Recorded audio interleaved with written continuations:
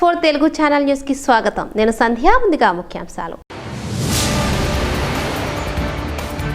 అభివృద్ధి చేసేవారికి ప్రజల మద్దతు. సిమ్లా ప్రచారంలో ప్రధాని మోదీ ఉద్ఘాటన.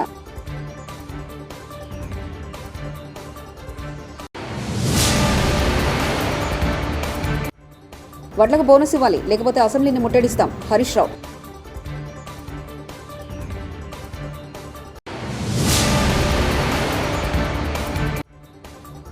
రైతులకు కాంగ్రెస్ సర్కార్ దగా చేసింది. కేటీఆర్.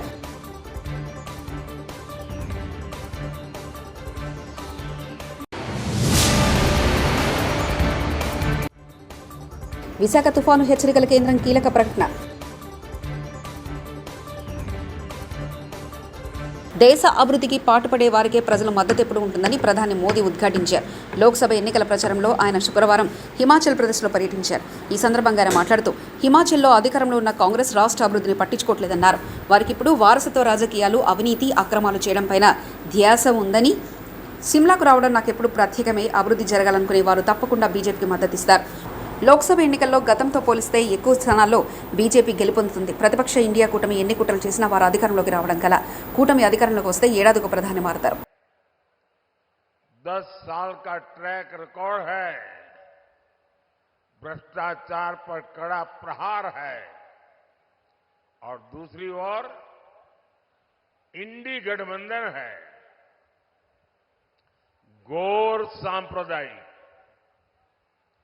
गौर जातिवादी, गौर परिवारवादी, ये कांग्रेस झाड़ू वाले, ये इंडी गठबंधन के लोग,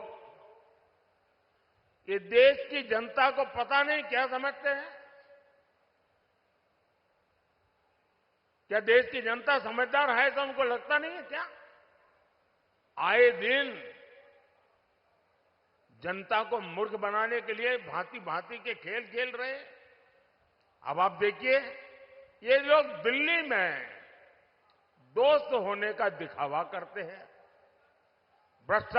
అబుదాబి ప్రభుత్వం నుంచి ప్రతిష్టాత్మకంగా UAE golden visa super star Rajinikanth అందుకున్నారు. ఈ వీసా అందుకోవడం సంతోషంగా ఉందని రజనీకాంత్ తెలిపారు. ఈ సందర్భంగా అబుదాబి ప్రభుత్వానికి ఆయన ధన్యవాదాలు తెలిపారు. అలాగే తన స్నేహితుడు లూలు గ్రూప్ సీఎండీ యూసఫ్ అలీకి సైతం ఆయన కృతజ్ఞతలు తెలిపారు. అన్ని రకాల వరి ధాన్యానికి 500 బోనస్ ప్రకటించాలని మాజీ మంత్రి సిద్దిపేట ఎమ్మెల్యే తన్నీరు హరీష్ రావు డిమాండ్ చేశారు. సన్న వడ్లు, దొడ్లు వడ్లని కాకుండా అన్ని రకాల వడ్లకు ఇచ్చేలా ప్రభుత్వం చర్యలు తీసుకోవాలని కోరారు. ఖమ్మం జిల్లాలో రైతులతో ముచ్చటించి వారి సమస్యలు అడిగి తెలుసుకున్నారు. రైతులకు బీఆర్ఎస్ అండగా ఉంటుందని తెలిపారు. రైతు సమస్యలను పరిష్కరించడంలో కాంగ్రెస్ ప్రభుత్వం ఘోరంగా విఫలమైందని ధ్వజమెత్తారు. కాళ్ళల్లో పట్టిండ్రు, చేతులల్లో పట్టిండ్రు, 100 రోజుల్లో ఇచ్చేది ఖాయమన్నారు, నమ్మిచ్చి మోసం చేసిండ్రు. నిజంగా అమలైనయా? 6 గ్యారెంటీలు అమలైనయా? 100 రోజులు పోయి 180 రోజులకు వచ్చింది. ఏమైనా ఆయన 100 రోజులు దాటినాయంటే మొన్ననే వచ్చినాం కదనే అని సన్నాయి నొక్కులు నొక్కుతురు. మరి ఆ రోజు హామీ ఇచ్చినప్పుడు తెలియదా? 100 రోజుల్లో 6 చేస్తాం అనలేదా? అయినే 6 అయినాయే. మొదటిది మహిళలకు 2500 రూపాయలు మహాలక్ష్మి వచ్చిందా? రెండవది రైతులకు 2 లక్షల రుణమాఫీ అయిందా? రైతులకు 7500 రూపాయల రైతు భరోసా వచ్చిందా? మూడవది 500 వడ్లకు బోనస్ వచ్చిందా?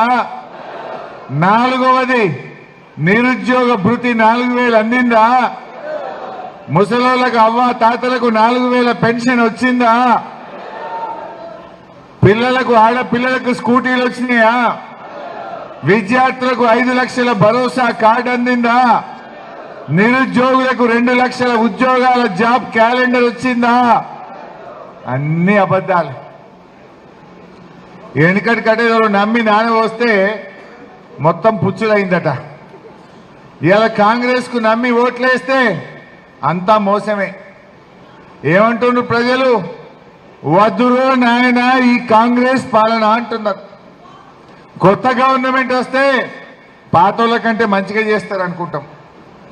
ఏమన్నా 2 పనులు మంచిగా అయితే అనుకుంటాం. ఎన్నికల్లో ఇచ్చిన హామీలు అమలైతే అని ఆశపడతాం. అది ఏందో ఏమో ఈ కాంగ్రెస్ ముంగడి పోతలేదు, బండి అంతా రివర్స్ గేరే, వెనకకే పోతున్నది.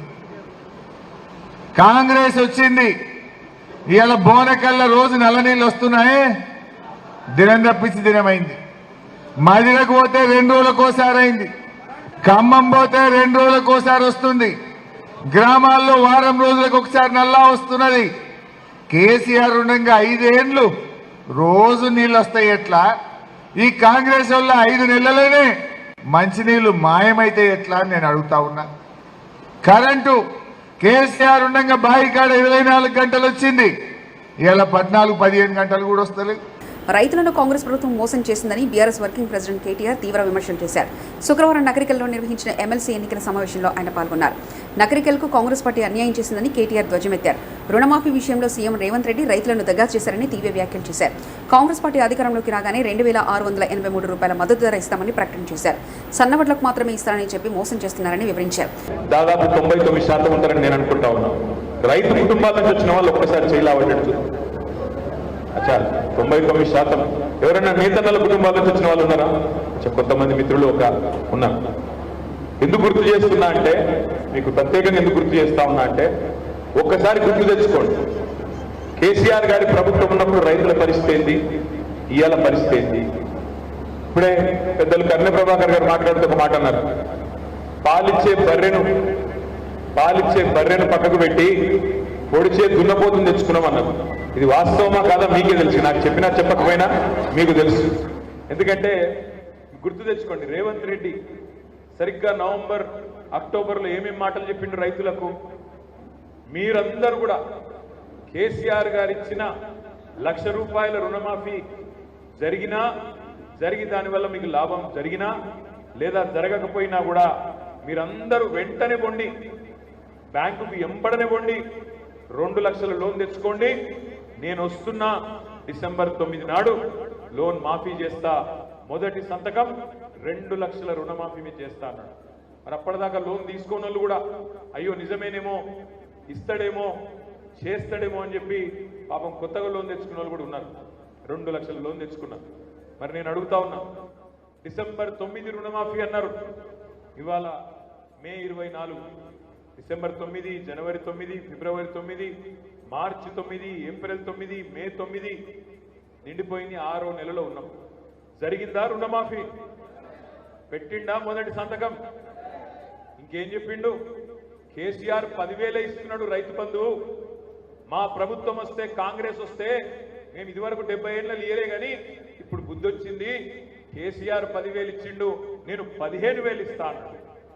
తెలంగాణలో కాంగ్రెస్ ప్రభుత్వం ఏర్పడిన తర్వాత తొలిసారిగా నిర్వహించే రాష్ట్ర ఆవిర్భావ దినోత్సవ వేడుకల నిర్వహణకు గ్రీన్ సిగ్నల్ వచ్చేసింది. జూన్ 2న జరిపే రాష్ట్ర ఆవిర్భావ దినోత్సవ వేడుకల నిర్వహణకు ఎన్నికల సంఘం అనుమతిచ్చింది. ఈ క్రమంలో ఈసీ అనుమతితో సీఎస్ శాంతకుమారి ఏర్పాట్లపై సమీక్షా సమావేశం నిర్వహించారు. బారాసా కార్యకర్త శ్రీధర్ రెడ్డి హత్యాంశంపై ఆ పార్టీ తనపై నిరాధార ఆరోపణలు చేస్తుందని మంత్రి జూపల్లి కృష్ణారావు అన్నారు. మృతుడికి అనేక వివాదాల్లో ప్రమేయం ఉందని తెలిపారు.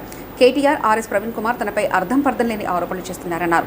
దీనికి వాళ్ళు క్షమాపణలు చెప్పాలని డిమాండ్ చేశారు. కొల్లాపూర్ సత్యహరిచంద్రుడు ఫామ్ హౌస్ ఆణిముత్యం కేసీఆర్ ముద్దు పేరు.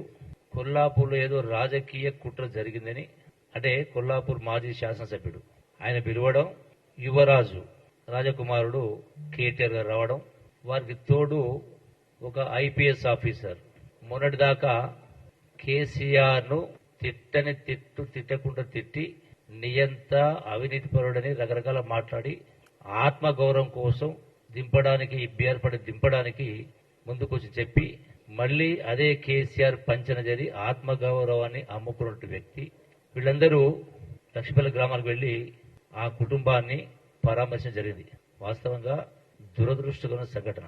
ఆ వ్యక్తి కూడా దుర్మార్గుడు కాదు, చనిపోయిన శ్రీధర్ కూడా దుర్మార్గుడు కాదు. మరి దురదృష్టం మర్డర్కు గురి కావడం జరిగింది.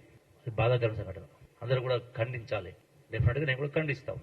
కేటీఆర్ మాట్లాడుతూ, మీరే వినండి ఏం మాట్లాడిండో. ఇది పూర్తి వివరాలు తెలియనియండి, ఏం జరిగిందో అని చెప్తా ఉన్నాము. ఒకవేళ ఏం జరిగిందో తెలుసుకుందాం, పూర్తి వివరాలు తెలియనియండి అని ఆయనే అంటున్నాడు.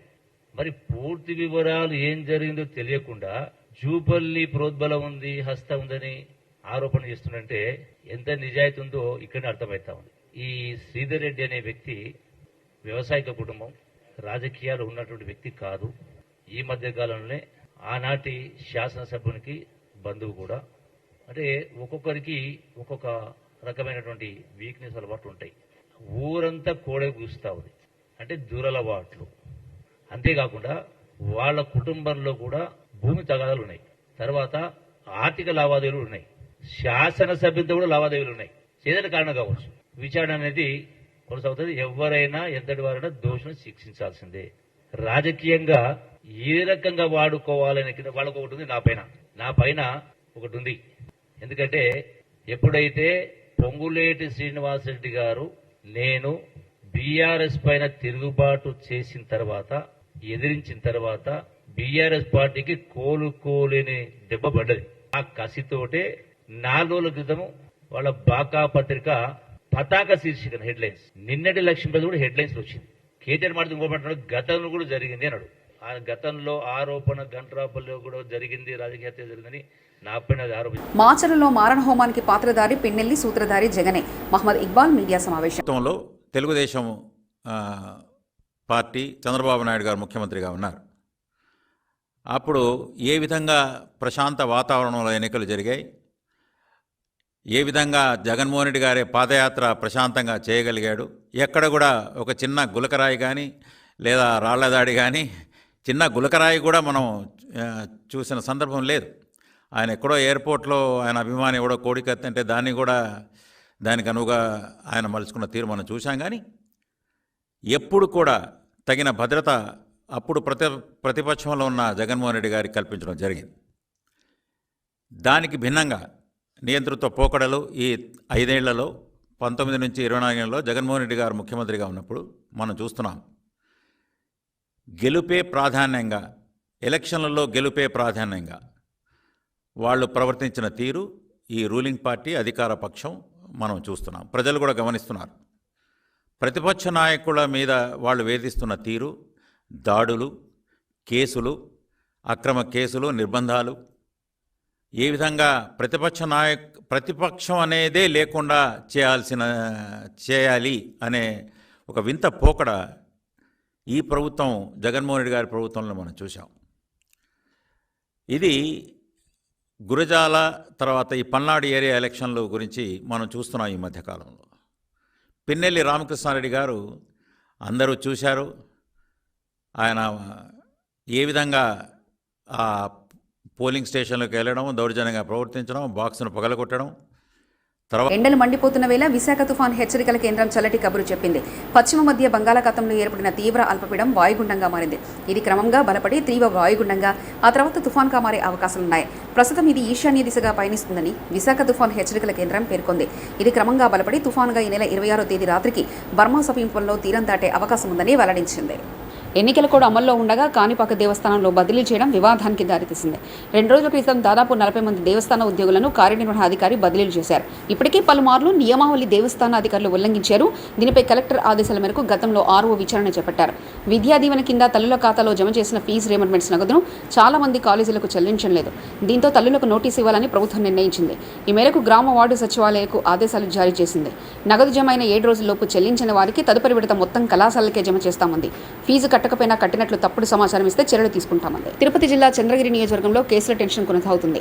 పులివర్తి నాని దాడి కేసులో సంబంధం లేని అమాయకులను అరెస్ట్ చేస్తున్నారని టీడీపీ, వైసీపీ వర్గాలు ఆరోపిస్తున్నాయి. వైసీపీ ప్రోద్బలంతోనే తమపై కేసులు పెట్టారని, తమ వర్గీయులను కాపాడుకోవడానికి చెవిరెడ్డి ప్రయత్నిస్తున్నారంటూ టీడీపీ నేతలు ఆరోపించారు. అమ్మ ఆదర్శ పాఠశాలను తనిఖీ చేసిన ఎమ్మెల్యే సుదర్శన్ రెడ్డి నిజామాబాద్ జిల్లా రెంజల్ ప్రభుత్వ ఉన్నత పాఠశాలలో మౌలిక వసతులను పరిరక్షించారు. ఎమ్మెల్యే సుదర్శన్ రెడ్డి ఈ సందర్భంగా మాజీ మంత్రి మాట్లాడుతూ రాష్ట్ర ప్రభుత్వం ప్రతిష్టాత్మకంగా తీసుకున్న అమ్మ ఆదర్శ పాఠశాలను పరిశీలించిన ఎమ్మెల్యే ఉపాధ్యాయులను సమస్యలు అడిగి తెలుసుకున్నారు. అదనపు గదుల నిర్మాణం కొరకు నిధులు మంజూరు చేస్తానని ఆయన అన్నారు.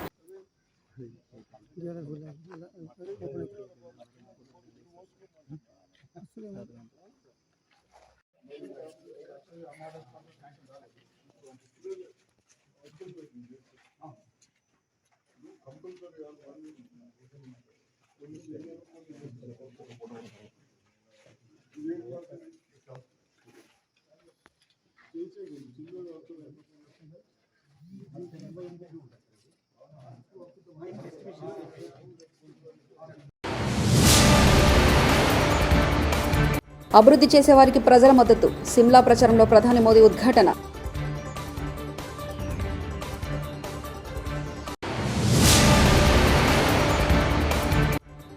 వడ్లకు బోనస్ ఇవ్వాలి, లేకపోతే అసెంబ్లీని ముట్టడిస్తాం. హరీష్ రావు.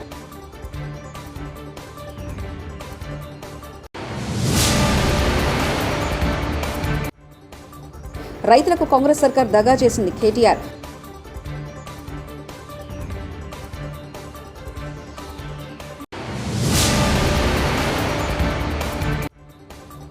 విశాఖ తుఫాను హెచ్చరికల కేంద్రం కీలక ప్రకటన.